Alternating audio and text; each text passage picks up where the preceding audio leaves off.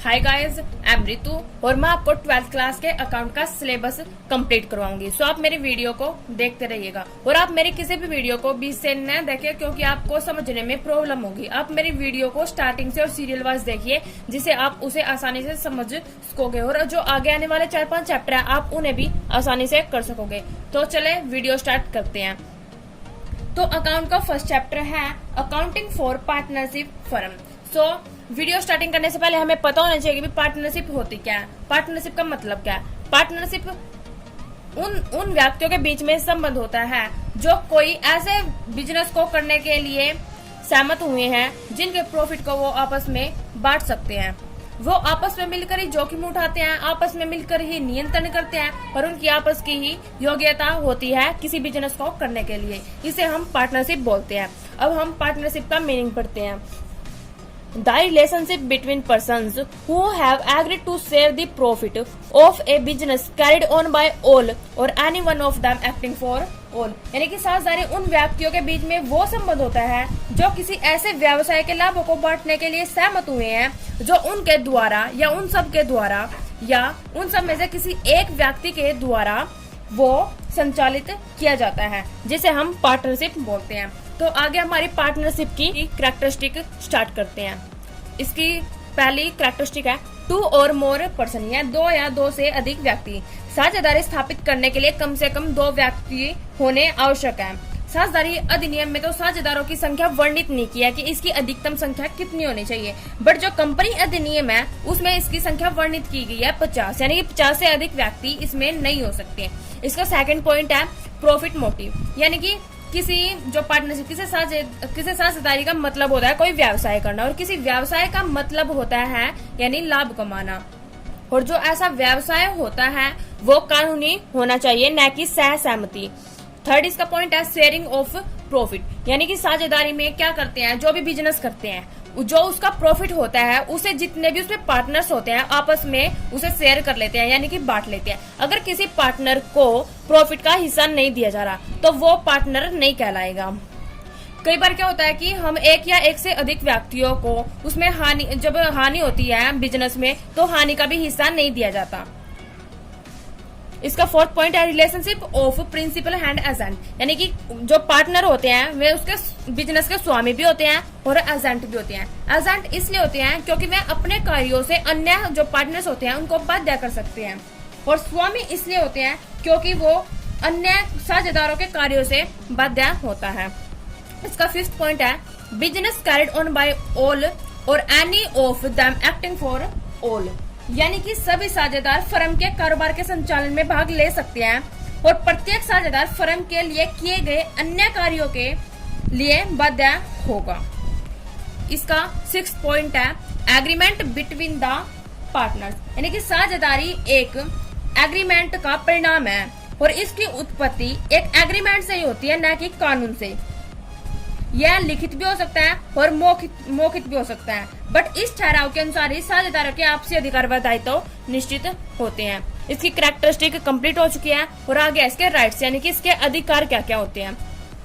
Each partner has the right to participate in a loss of profit in a fixed proportion, यानी कि प्रत्येक साझेदार को निश्चित किए गए अनुपात में लाभ हानि में जो भाग पाने का अधिकार होता है, यानी कि जो स्टार्टिंग में लाभ हानि का अनुपात निश्चित किया जाता है उसके अकॉर्डिंग ही उसे लाभ हानि में हिस्सा मिलेगा।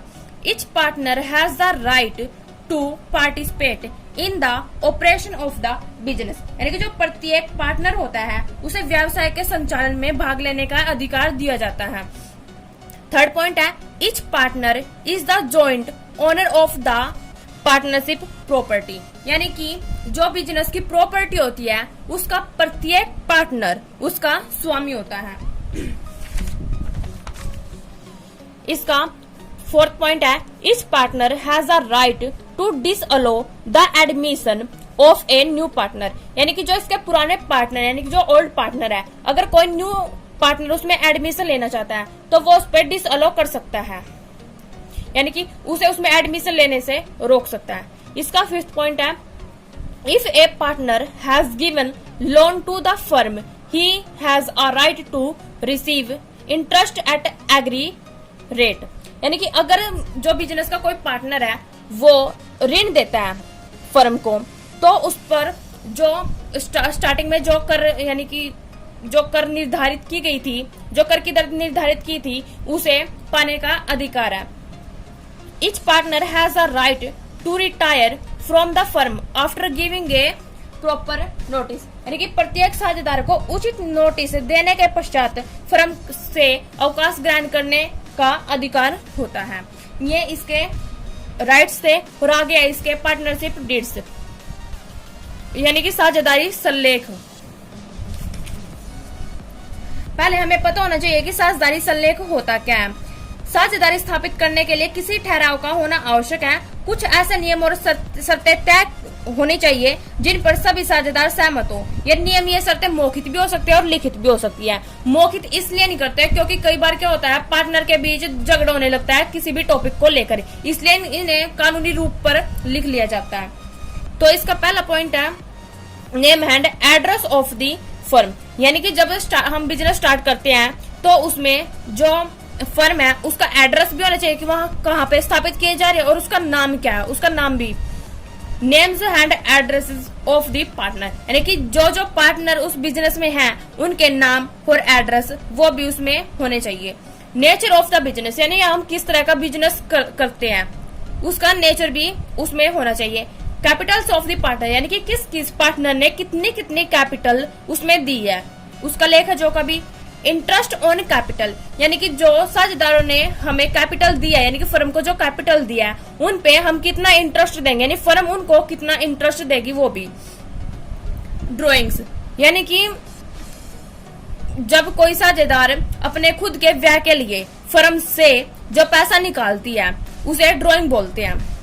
उसका लेखा जोखा भी कि कितने पार्टनरों ने कितनी कितनी राशि उससे निकाली है खुद के व्यय के लिए। इंटरेस्ट ऑन ड्रॉइंग्स, यानी कि जितनी राशि खुद के व्यय के लिए पार्टनर ने निकाले थे उन पर कितना इंटरेस्ट लगेगा और किस दर से लगेगा और कैसे लगेगा। 8th पॉइंट है प्रॉफिट शेयरिंग रेशो, यानी कि जब पार्टनर उसमें एडमिट होते हैं तो उनको जो प्रॉफिट में रेशो मिलती है कि इतने रेशो में इसे मिलेगा, इतने रेशो में इसे मिलेगा, उसका लेखा जोखा भी। सैलरी, यानी कि जो उसमें बिजनेस में पार्टनर्स काम कर रहे हैं उनकी सैलरी कितनी है, किस दर पर उनको सैलरी मिलेगी, उसका लेखा जोखा भी इन मेडिट्स में दिया जाता है। गुडविल, ख्याति, यानी कि कंपनी की ख्याति कितनी है, कौन कितनी गुडविल लेके आया है और कौन जो उसमें आवरण प्राप्त करते हैं, यानी कि उस फर्म को छोड़ के जाते हैं उन्हें कितनी गुडविल मिलेगी। इसका 11th पॉइंट है accounting period of the firm, यानी कि फर्म के जो अंतिम खाते होंगे वे कितनी अवधि के बाद बनाए जाएंगे और यह अवधि वार्षिक होगी, अर्धवार्षिक होगी या फर्म के खाते प्रति वर्ष की स्थिति को बंद किए जाएंगे। इनका लेखा जोखा भी डीड्स में किया जाता है स्टार्टिंग में जब हम बिजनेस स्टार्ट करते हैं। इसका 12th पॉइंट है बैंक अकाउंट, यानी कि बैंक में जो खाता होगा वो किस नाम से खोला जाएगा, किसी बिजनेस का ही नाम होगा या किसी साझेदार के व्यक्तिगत नाम से खोला जाएगा। और जब हम बैंक से चेक प्राप्त करेंगे उस पर हस्ताक्षर किस साझेदार के होंगे, इसका लेखा जोखा भी पार्टनरशिप डीड्स में किया जाता है। इसका 13 पॉइंट है डेट ऑफ पार्टनरशिप, यानी कि पार्टनरशिप की डेट क्या है।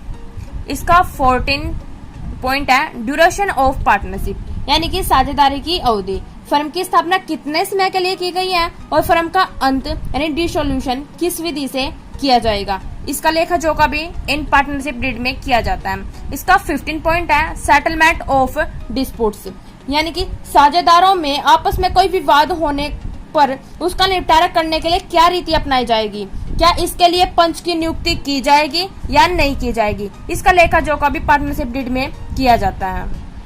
Friends, thanks watching for my video.